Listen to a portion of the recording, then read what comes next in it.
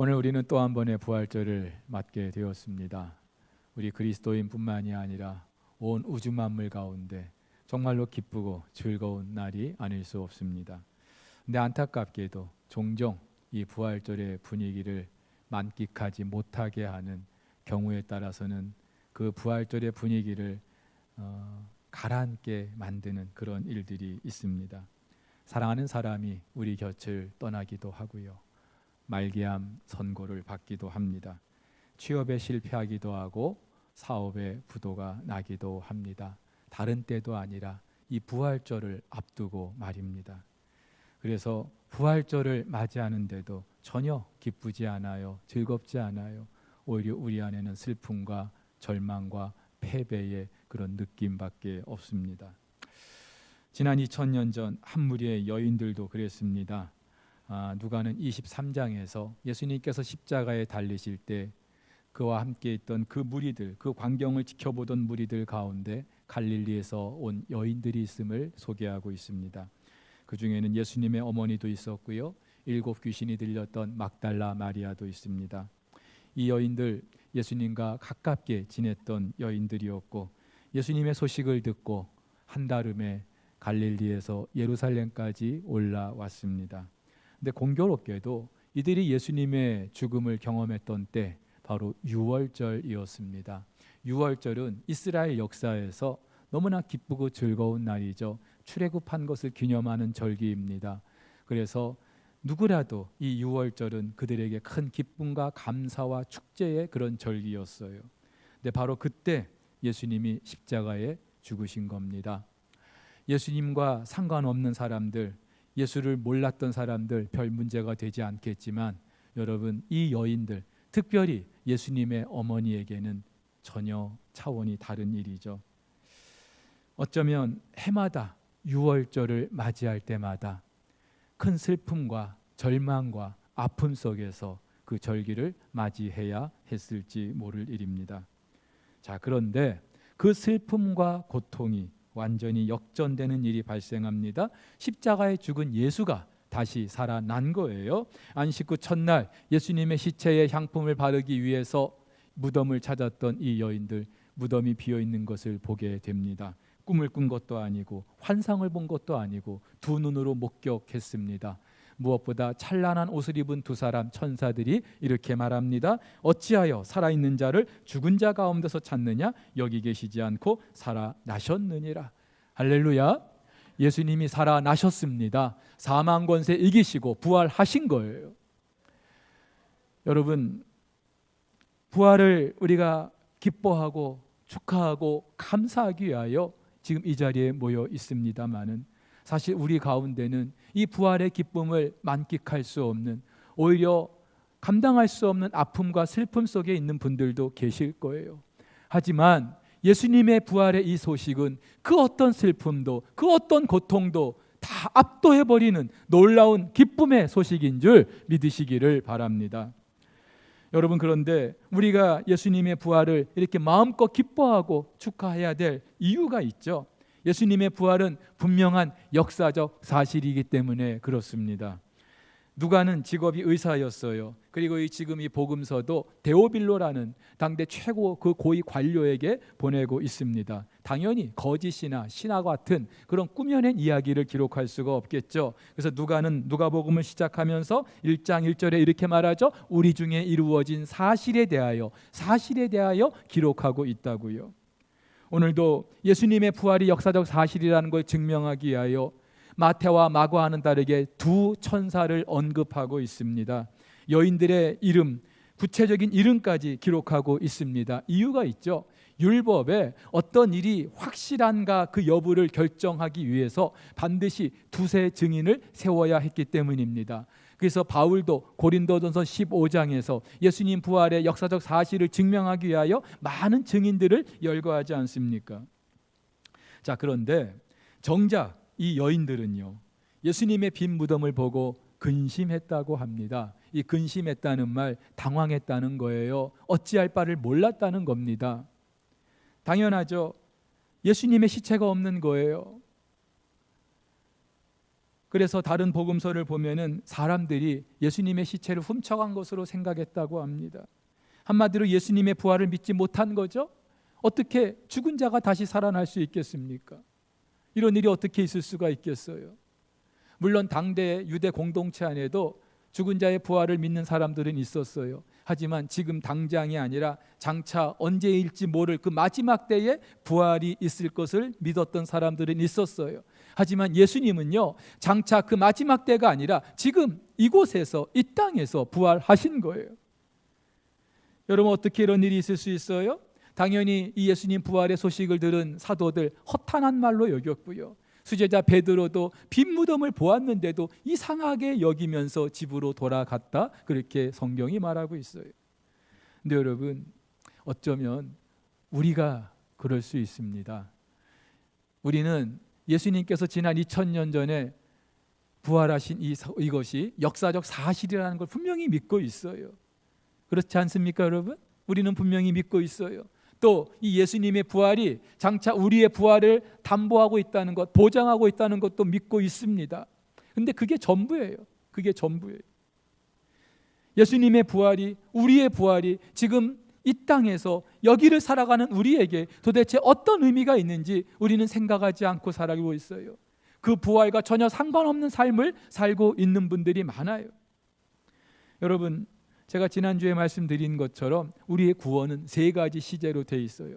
지금 현재 저와 여러분들은 성화의 과정을 지나고 있습니다. 근데 이 성화의 과정을 지날 수 있는 근거는 이미 과거에 예수님께서 우리의 죄를 대신하여 십자가에 죽으셨기 때문에, 그 속죄함을 이루셨기 때문에, 그리고 장차 우리에게는 그 구원의 완성될 날이 있음을 우리는 믿기 때문에, 그래서 그런 근거와 기대 속에서 이 현재를 살고 있는 거예요. 마찬가지로 부활도 그렇죠. 우리는 이미 2000년 전 예수님의 역사적 사실로서 있었던 부활을 믿고 있습니다. 장차 우리가 부활을 경험하게 될 것도 믿고 있습니다. 그렇다면 그 부활이 지금 저와 여러분들의 삶에 어떤 의미가 있냐, 이 말이에요. 물론 지금 우리가 살고 있는 일상은요, 죽음의 그림자로 가득합니다. 시시각각 다가오는 그 죽음의 그림자가 우리를 엄습하고 있어요. 코로나도 그렇고 보이는 것이, 들리는 것이 온통 슬픔과 아픔과 패배와 고통의 소식밖에 없어요. 살아 숨쉬고는 있지만 어쩌면 죽음과는 백지장 한 장 차이밖에 나지 않는 그런 현실이 바로 우리의 일상입니다. 그래서 우리는 이 부활을 전혀 의식하지 못하고 살아갈 수도 있어요. 하지만 여러분, 예수님의 부활이 그렇고 장차 우리의 부활이 그렇고 오늘을 살아가는 저와 여러분들의 일상에도 너무나도 놀라운 의미가 있는 줄 믿으시기를 바랍니다. 두 가지를 우리가 생각해 볼 수 있어요. 예수님의 부활을 믿는 저희들, 장차 우리 육신의 부활을 믿는 저희들, 오늘 우리를 어떻게 살 수 있겠습니까? 소극적으로는요, 죽음을 두려워하지 않는 거예요. 어릴 적 동네 한복판에 일명 상여집이라는 게 있었어요. 상여를 메고 나갔던 그 기구를 보관하는 창고였는데, 낮에는 이 앞을 지나들어도 상관없어요. 그런데 밤에 어머니 심부름으로 가게를 가려면 반드시 이 상여집을 지나야 했는데, 이 상여집 지나는 게 그렇게 무서운 거예요. 가고 싶지 않은 거예요. 왜 그랬을까요? 그냥 상여 때 썼던 그 기구 보관하는 창고에 불과한데 왜 그랬을까요? 죽음이 그렇게 두려운 거예요. 무서운 거예요. 그래서 많은 분들이 죽음도 그렇지만 죽음과 관련한 모든 것들을 두려워하고 있어요. 어쩌면 오늘 본문 속의 여인들도 예수님의 무덤이 그랬을 거예요. 사랑하는 사람이 죽어 묻힌 곳입니다. 그를 향하여 품었던 꿈과 소망도 싸늘한 시체와 함께 묻혀 있는 곳입니다. 무덤은 그래요. 슬픔과 눈물과 패배와 고통을 안겨주는 것이 바로 무덤이에요. 근데 이 무덤이 비어 있어요. 예수님이 부활하신 거예요. 자, 중요한 것은요, 예수님의 부활은 예수님의 부활로 끝나지 않는다는 것이죠. 살면서 우리는 거의 매주 부고 소식을 접하고 있습니다. 거의 매주 내가 아는 사람들 누가 돌아가셨다더라, 그런 부고를 접하며 살아갑니다. 때로는 그 슬픔이 나를 짓누르는 그런 경우도 있습니다만은, 때로는요 그냥 장례식 한번 참여하는 정도로 끝나고 심지어 그냥 계좌번호로 그 부의금 보내는 것으로 끝나버리는 그런 죽음도 있어요. 많은 사람들이 죽고 있지만 그 죽음이 현재를 사는 나의 일상을 바꿔놓지 못한다 이 말이에요. 하지만 여러분, 예수님의 죽음은 그를 믿는 모든 자들의 일상을, 운명을 바꿔놓은 줄 믿으시기를 바랍니다. 예수 그리스도의 죽음은 그를 믿는 모든 자들의 구원을 가져왔기 때문에 그렇죠. 여러분, 그렇다면 그분의 부활도 그분만의 것이 될 수 없어요. 그분의 무덤이 빈 것처럼 저와 여러분의 무덤도 비게 될 것이고요, 그분이 다시 살아나신 것처럼 저와 여러분들도 몸을 입고 다시 살게 될 줄로 믿습니다. 그분의 심장이 다시 꿈틀꿈틀 뛰게 된 것처럼 저와 여러분들의 심장도 다시 뛰게 될 줄로 믿습니다. 그래서 바울이 이렇게 말해요. 그러나 이제 그리스도께서 죽은 자 가운데서 다시 살아나사 잠자는 자들의 첫 열매가 되셨도다. 여러분, 그렇다면 죽음은요 더 이상 우리에게 두려움이 될 수 없어요. 바울은 이렇게 선포합니다. 사망아, 네가 쏘는 것이 무엇이냐? 사망아, 내가 이기는 것이 무엇이냐? 예? 너의 승리가 어디 있느냐? 내가 쏘는 것이 어디 있느냐? 사망을 조롱하고 있어요. 사실 여러분, 이 사망, 죽음이라는 것은요 사탄의 최종 병기였어요.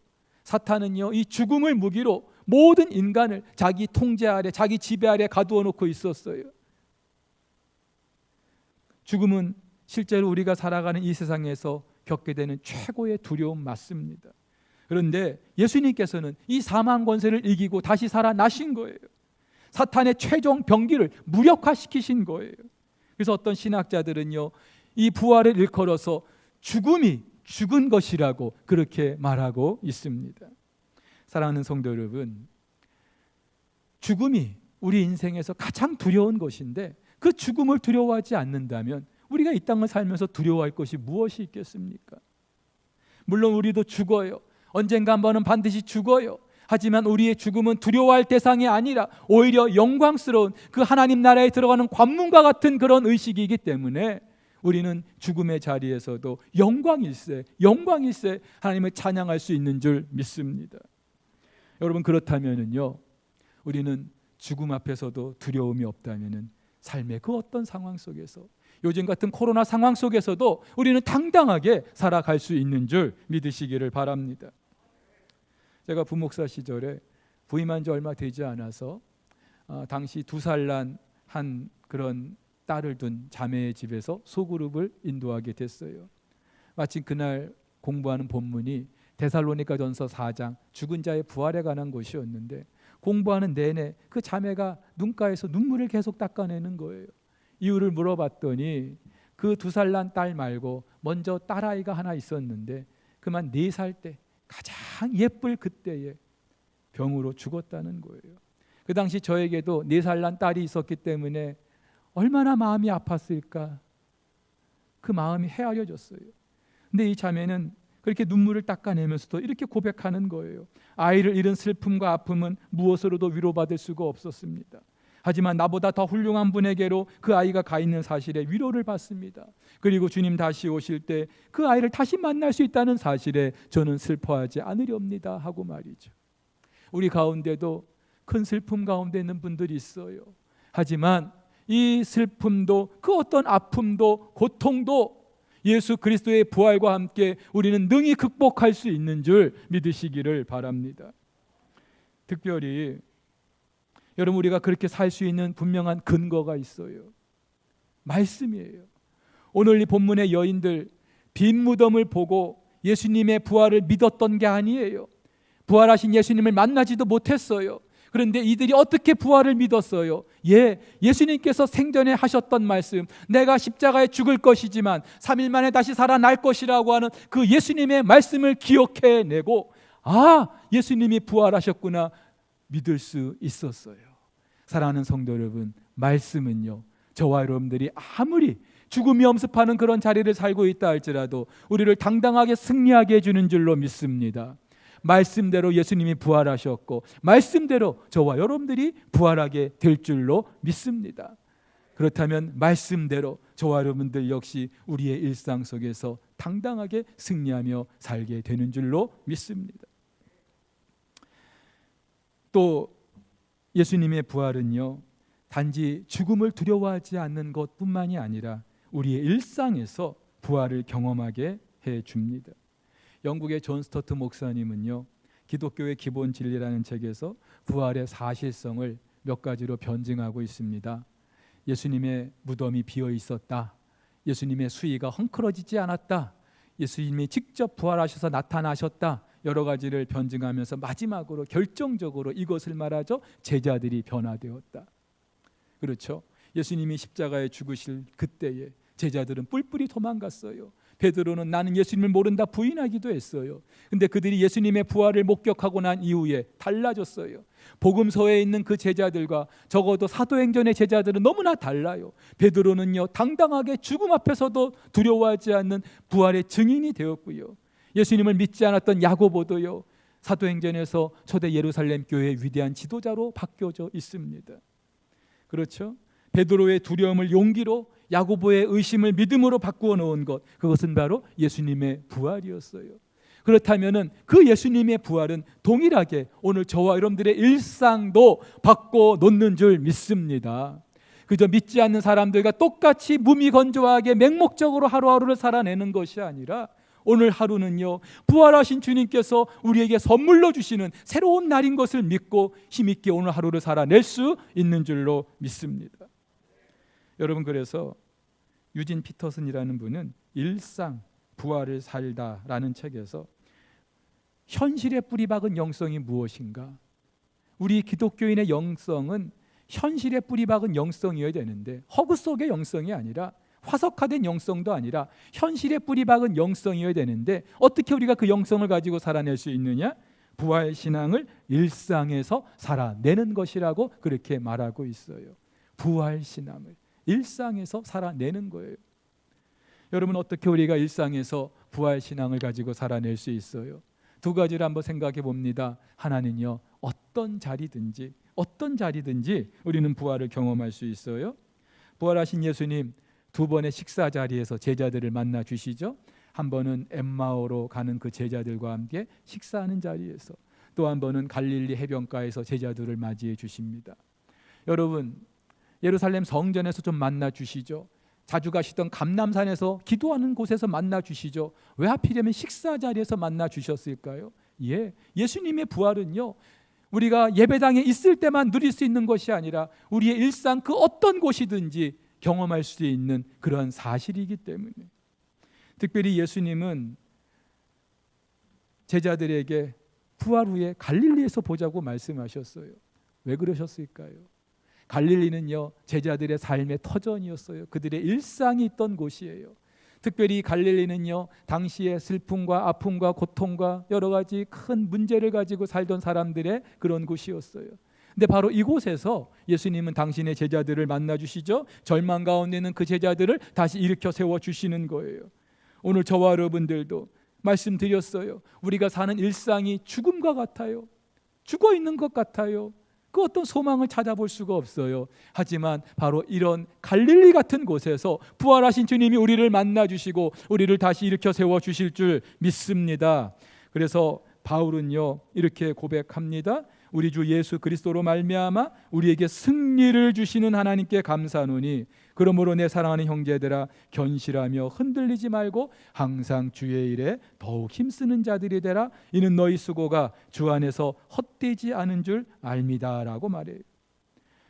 예수님의 부활을 증명하고 그를 믿는 모든 자들의 부활을 이야기하고 난 뒤에, 그러므로 주 예수 그리스도로 말미암아 우리에게 승리를 주시는, 승리를 주셨다라고 과거 시제로 말하지 않아요. 주실 거라고 말하지도 않아요. 우리에게 매일마다 승리를 주신다라고 현재형으로 말하고 있어요. 그렇기 때문에 우리는 항상 주의 일에 힘쓸 수 있는 거예요. 사랑하는 우리 성도 여러분, 부활은 우리의 일상이기 때문에 가능한 일인 줄로 믿습니다.